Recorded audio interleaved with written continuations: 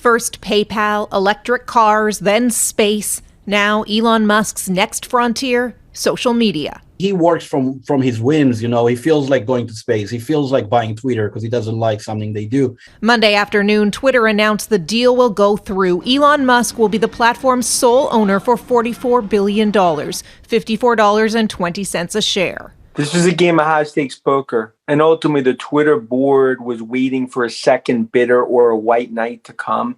They never came. Well, I think it's very important for there to be an inclusive arena for free speech. Most of what we know about the world's richest man's plans for Twitter's future comes from the odd tweet. He wants to defeat the spam bots. He wants his worst critics to stay on the site and make the algorithms open source. But beyond that, I don't think anyone really knows aside from himself of what he really wants to do. there is much consternation about what may happen when such a powerful and influential social media site falls into the hands of just one person, particularly one with a penchant for being provocative. We see correlations between visiting those platforms and believing in misinformation about vaccines or about election frauds and a lot of important topics.